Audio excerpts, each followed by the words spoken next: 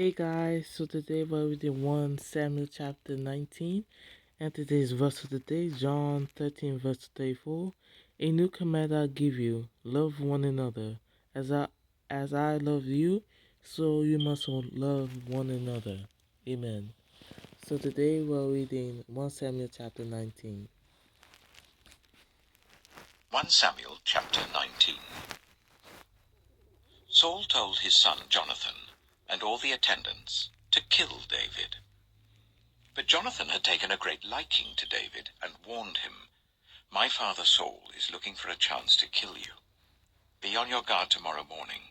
Go into hiding and stay there. I will go out and stand with my father in the field where you are. I'll speak to him about you and will tell you what I find out."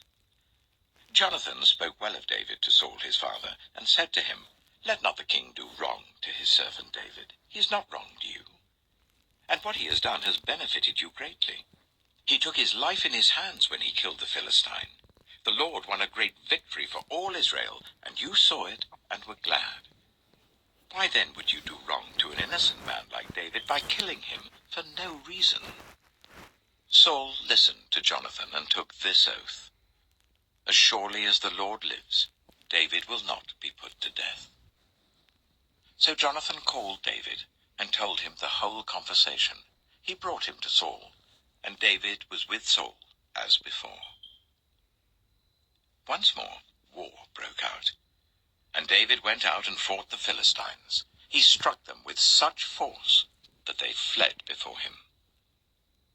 But an evil spirit from the Lord came on Saul as he was sitting in his house with his spear in his hand. While David was playing the lyre, Saul tried to pin him to the wall with his spear, but David eluded him as Saul drove the spear into the wall. That night David made good his escape. Saul sent men to David's house to watch it and to kill him in the morning. But Michal, David's wife, warned him, "If you don't run for your life tonight, tomorrow you'll be killed." So Michal let David down through a window, and he fled and escaped. Then Michal took an idol and laid it on the bed, covering it with a garment and putting some goat's hair at the head.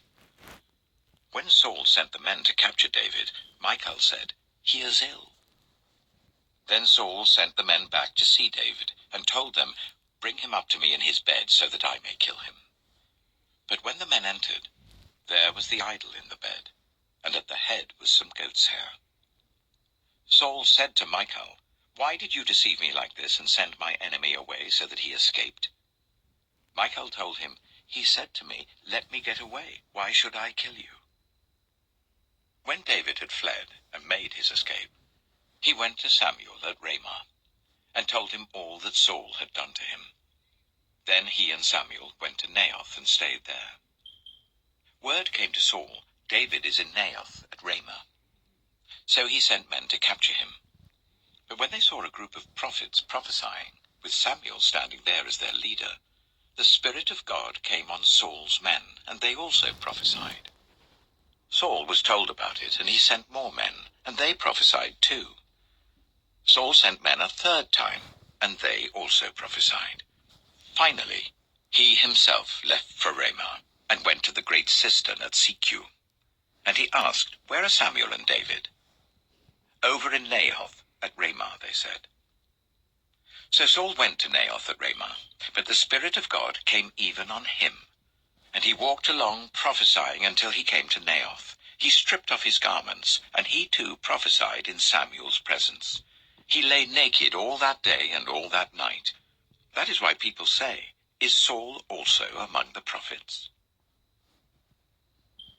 Amen. So that's 1 Samuel chapter 19, and tomorrow we'll go read 1 Samuel chapter 20. I'm going to end the video off here, and you guys have a blessed night. Amen.